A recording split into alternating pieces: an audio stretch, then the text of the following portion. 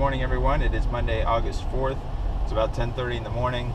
88 days to Halloween, and wanted to touch base with you. I'm not sure what Halloween stuff's going to happen today, but I wanted to have an intro just in case I put together a video. Today I'm going to be I work in real estate, so today I'm going to be cutting some lawns of our vacant properties, a little side work that I do to make extra money. I also have the trailer on me, so if I see anything haunt related that I can pick up for free on the side of the road, I'll go ahead and stop and get that. Now is the time, being that we're within the 2-3 month period, to start finding things like that, so we can keep them and use them for the haunt. The bad thing about it is now we have to store it somewhere until we use it, so we'll keep an eye out for anything. Okay, well, found a little something that would be cool for the haunted house. Now, I don't know what for. Oh, it's heavy. It's heavy. But maybe, if it's heavy, the actual haunted house, we can utilize something like that. And just as one of the decorations, we can hang it up. We can do a lot of cool things with that. And if we're doing some sort of cannibalism room or something to that nature, we can, I don't know, off the top of my head, we can make it look like they're sewing skin together. So it's little things like that. You kind of stop by. It's free item, free prop. Want to see something kind of scary? It's pretty much an everyday occurrence here, but I still think it's kind of scary. I love Florida weather. The afternoon thunderstorm rolling in. Dark, scary clouds. Alright. The last few days, not much Halloween has happened, so I'm going to combine all these videos into just one, hopefully not too long video. We're finally heading over to Home Depot now to see if we can find, or just not find, but just price out some materials that we're going to need to buy this year, so we can kind of keep a idea of what we're going to need to spend on materials we have to buy, like visqueen and 4x4s and things like that. 2x4s are 96 inches, or $2.89. Chain link fence, 48 inches tall by 50 feet long, $54.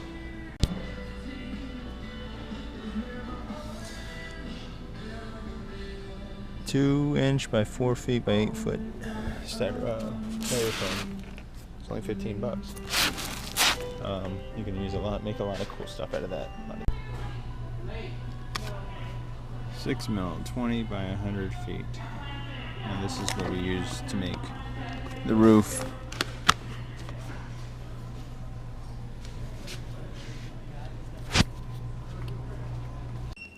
Alright, well, I took my measurements and I got a little creative when it comes to how I did the measurements. This is what I did. Maybe it'll help you. Now, I've got the Samsung Note, so I can draw right on my phone. I'm sure you could do this with anything, but I've got the little tablet, so I made it a little easy. You can actually do this on the computer too, using Note. If you want to know how to do that, this is a Google satellite image, Google Earth or whatever. Got it in as close as I could do. When you're doing it on a computer, just hit the print screen button on your keyboard, open up Paint. Just hit the paste button, and your image or whatever your screenshot will appear on your Paint. Then you can crop it to just the house or just whatever you're doing, and then you can start putting in your dimensions. But this is basically, I was able to do this right on the phone, but what we're looking at here is, let me see if I can just show you with this. This section from here to here is 17 feet. From here to the edge of the house is 31 feet. From the edge of the house all the way to the property line is 41 feet. That's a grand total of 72 feet. And then from the corner of the house to where this palm tree is, because it's actually also, the good thing about this is it shows you where the trees are and any obstructions that you might have, like if you had a well or a tree out in the middle of the yard. Where this palm tree is 24 feet. You have to get out 6 feet to go around this palm tree. I wanted to make that known because when we're doing our build, we won't be able to put that palm tree in the build. But from where the palm tree cuts out to where there's a fence right here, a piece of fence section here that's 18 feet, and then from the house to the property line is 30 feet. You can see we've got basically 41 feet from the edge of the house line up here to 30 feet here, because the property line is actually a pie shape. And these two markers down here is 6 feet from the edge of the fence to, there's a little actual like a pump house basically right here. 6 feet gap there, and there's a 6 feet gap on this side as well. These little asterisks here are windows, so there's a window here, and there's also a window here, this window right here actually. And then this is the area, the staging area, which is the patio that we're going to bring people in to start the haunt. So this area I don't really need to have the dimensions for. So will we use all this area? No, probably not. Probably majority of this section right here. But this is the total dimension. So I'm going to do is get some graph paper. I'm going to graph it all out, and then we're going to start. I'm going to try to figure out different designs that we can do when it comes to setting up what we need to do with the haunts or the themes that we're doing, the rooms that we need, and keeping in factor the where our actors need to go, where the electronics need to go, exits, emergency exits, and able to get the guests out. So in this case here, which we'll go over when I start doing it on graph paper, but we can't have the haunt come all the way over to this property line. There's a hedge here. So we're going to need to leave 3 feet off of that hedge, because most likely we're going to have an emergency exit over on this side. So they're going to have to be able to get out and get all the way down. So you got to keep that in mind. And I'll go over in some detail too when I'm doing the full pan to try to figure out where everything is going to go. So we'll see you when I start doing that. All right, it's late, but I figured. What time is it? It is. It's only 11 o'clock. But I drew out the floor plan and try to go over it real quick with you and see if it makes any sense. So obviously it'll probably change, but as you can see here, try to get out of the shadow. We've got what I call the lobby. If you can see, there's a wall here. Anything with these diagonal lines will be the scare zone. This is where our actors will be able to go through the haunt without being detected. These X's here are emergency exits. Actually, I need to put another one about right here. And probably one. Well, this is the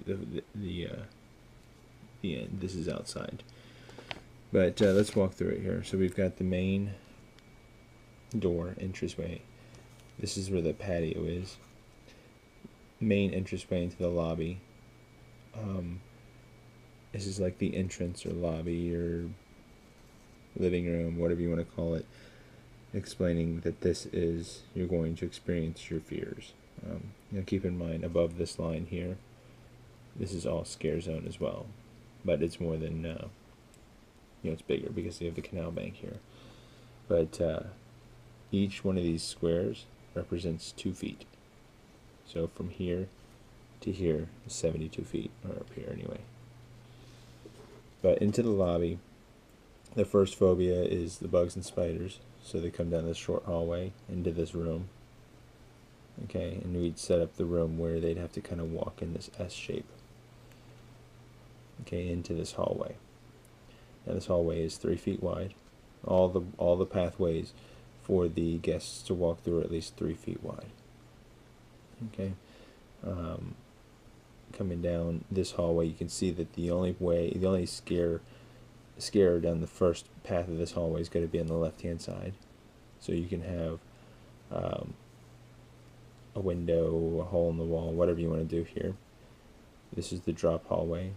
You see you have scares on both sides. We're going to have drop panels, at least 4 here, 2 on each side. Coming down, you see this here is also a scare can be coming out of this wall right here. And then down this one hallway, again, it's just one-sided scare.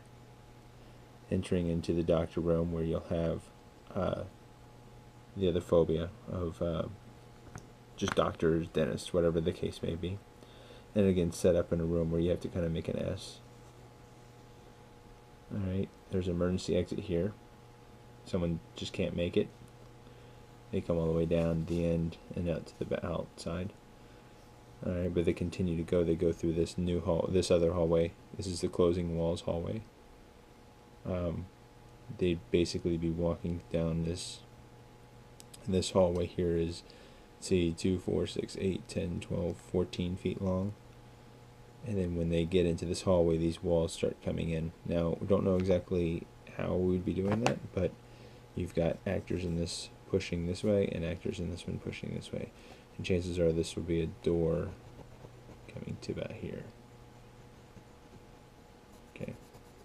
So these walls will start closing in to the point where it ends up with just 3 feet into this area. There's another emergency exit where they can come out here and go out around. Once they get through the hallway here, this area is a little bit larger because they might start running through here. I'm assuming that this might be an area where they would start moving faster, so I wanted to give them more room up here. They come into the doll room and kind of come around, kind of another little S shape out of this into another hallway. Again, you see the scare is going to be on the right and on the left. Actually, there's another little hallway here. I put this here because we can have an actor come in and out into the doll room, or controlling what needs to happen in the doll room from this hallway. Alright, and then we come down here into, or start the crazy insane asylum area. Turn the corner and you have 3 cells. Basically, all you can see is this door with a little window in it, and inside it's just basically a bed. The first cell, you can have someone, not even someone real, just someone laying in the bed or sitting on the bed in a straitjacket. The second room could be an actual actor, or something moving in the room. The third one, I was thinking the door could be opened and the room could be empty.